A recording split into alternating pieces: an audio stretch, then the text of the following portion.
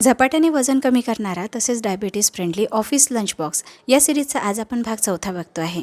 या सिरीजचा भाग पहिला, दुसरा आणि तिसरा चॅनलला ऑलरेडी मी अपलोड केलेला आहे। तीनही व्हिडिओची लिंक डिस्क्रिप्शन बॉक्समध्ये दिलेली आहे किंवा चॅनलवर जाऊन सुद्धा ते व्हिडिओ तुम्ही बघू शकता। आजचा लंच बॉक्स बनवायला फार सोपी आहे, चवीलाही खूप मस्त लागतो, भरपूर पौष्टिक सुद्धा आहे।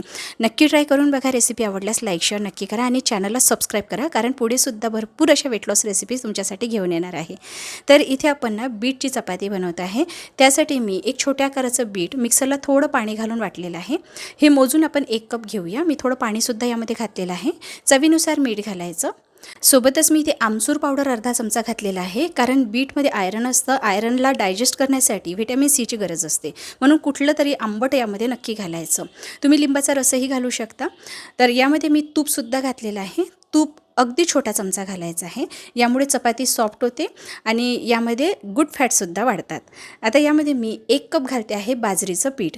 तुम्हाला जर उन्हाळ्यामध्ये बाजरी उष्ण वाटत असेल तर तुम्ही ज्वारीच्या पिठाचाही वापर इथे करू शकता किंवा ओट्सचं पीठसुद्धा वापरू शकता। हे तीनही पीठं ग्लुटन फ्री असतात, तर हे शुगर असणाऱ्यांसाठी सुद्धा चालतं आणि वेट लॉस करणाऱ्यांसाठी सुद्धा चालतं। तर हे पीठ मी मिसळून घेतलं आणि गॅस बंद करायचा आहे। पाण्याचं प्रमाण अगदी परफेक्ट आहे, सारखं घ्यायचं आहे। गॅस बंद करायचा, झाकून काही वेळासाठी बाजूला सोडायचं। चला आता यानंतर आपण भाजी तयार करूया। तर भाजी तयार करण्यासाठी तुम्ही ऑलिव्ह ऑइल किंवा कोकोनट ऑइल यापैकी कुठल्याही एका तेलाचा वापर करू शकता। तेल गरम झालं की मोहरी आणि जिरे घालायचं आहे। एक बारीक चिरलेला कांदा परतून घ्यायचा।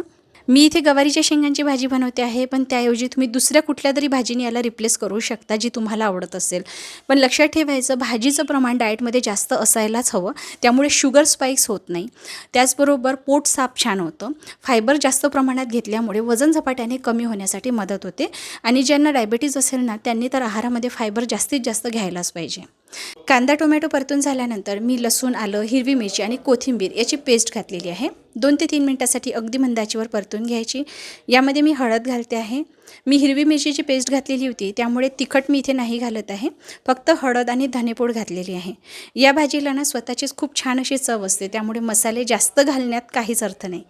छान परतून घ्यायचे मसाले। आता यामध्ये मी शेंगा घालते आहे, सोबतच चवीनुसार मीठ घालायचं आणि छान परतून घ्यायची। ही भाजी सुकीसुद्धा बनवता येते आणि रस्सेदार बनवायची असेल तरीसुद्धा छान बनवता येते। यामध्ये तुम्ही तिळाचा कूट घालू शकता, पण आता सध्या उष्णता असल्यामुळे तुम्ही तिळाचा कूट न घालता शेंगदाण्याचा कूट घाला। शेंगदाण्यामध्ये प्रोटीन भरपूर प्रमाणात असतं, त्याचबरोबर गुड फॅट्ससुद्धा असतात, त्यामुळे आपल्याला असं वेगळं प्रोटीन पावडर घेऊन प्रोटीनची कमतरता पूर्ण करण्याची गरज नाही। तुम्ही भाज्या बनवत असताना त्यामध्ये शेंगदाण्याचा कूट घालू शकता किंवा पनीर जर तुम्ही घालत असाल तर त्यानेसुद्धा प्रोटीनची मात्रा आहारामध्ये जास्त वाढते। वेगळं असं प्रोटीन घेण्याची गरज पडणार नाही। चला आता आपण इकडे ना चपाती बनवायची तयारी करूया। भाजी मी शिजवायला ठेवलेली आहे, पाणी घातलेली नाही, कारण कोवळ्या शेंगा होत्या, त्यामुळे पाणी घालण्याची मला गरज पडली नाही। झाकून वाफेवरच मी शेंगा शिजवून घेणार आहे। चपाती बनवण्यासाठी जो डो आपण तयार केलेला होता त्याचे मी 4 भाग केलेले आहे। मी पहिल्या 2 व्हिडिओमध्ये सुद्धा तुम्हाला डाएट प्लॅनबद्दल सांगितलेलं होतं। सुरुवातीला डाएटमध्ये 2 चपात्या तुम्ही घेऊ शकता आणि नंतर 1 महिना झाला की आपोआपच तुमची भूक कमी व्हायला लागेल। 1 चपाती घेतली तरी तुमची भूक होऊन जाईल। अशा पद्धतीने तुमचं वजन हे झपाट्याने कमी व्हायला लागेल। भाजी शिजल्यानंतर वरून चिरलेली कोथिंबीर घालायची, भाजलेल्या शेंगदाण्याचा जाडसर कूट घालायचा। भाजी खूप चविष्ट बनते आणि प्रोटीनयुक्त सुद्धा।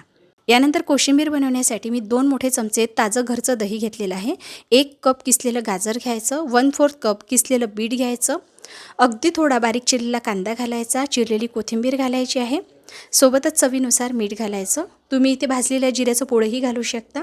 छान सर्व मिसळून घ्यायचं। बघा ही कोशिंबीर बनवायला किती सोपी आहे, पण यामधून आपल्या शरीरामध्ये किती व्हिटॅमिन्स आणि प्रोटीन्स जात आहे। आणि हो, कोशिंबीर जास्त प्रमाणात खाल्ल्यामुळे आपसुकच आपण चपाती कमी प्रमाणात घेतो, म्हणजे कार्बोहायड्रेट आपण कमी प्रमाणात घेतो। आपली भूक कोशिंबीर खाल्ल्याने आणि भाजी खाल्ल्यानेच होऊन जाते, त्यामुळे वजन तर झपाट्याने कमी होणारच आहे, हो की नाही। आणि हाच फॉर्म्युला असतो वजन कमी करण्याचा। जास्तीत जास्त पोट हे फायबरनं भरवायचं, कार्बोहायड्रेट कमी घ्यायचे, जेणेकरून वजन झपाट्याने कमी होईल। कोशिंबीरवर तडका घातल्याशिवाय चवच येत नाही, त्यामुळे तेलामध्ये मोहरी घालायची, जिरे घालायचं, चिरलेल्या हिरव्या मिरच्या आणि कढीपत्ता घालायचा। मी इथे ऑलिव्ह ऑइल वापरते आहे, तुम्ही कोकोनट ऑइलचा वापर करू शकता। सर्व छान मिसळून घ्यायचं। झटपट कोशिंबीर तयार झालेली आहे। बनवून फ्रीजमध्ये ठेवली ना तरीही चालेल। तर चपाती बनवण्यासाठी जो डो आपण तयार केलेला होता तो छान एकदा मळून घ्यायचा. अगदी सॉफ्ट झालेला आहे. ही चपाती अजिबात तुटत नाही किंवा फाटत नाही. आणि घोळण्यासाठी मी इथे बाजरीचंच पीठ घेतलेलं आहे. तुम्ही ज्वारीचं पीठ किंवा ओट्सचं पीठही घेऊ शकता. पण ओट्सचं पीठ जर तुम्ही घरी बनवत असाल तर प्लेन ओट्स घ्यायचे आहे. जे मसाला ओट्स येतात त्याचा वापर अजिबात करायचा नाही.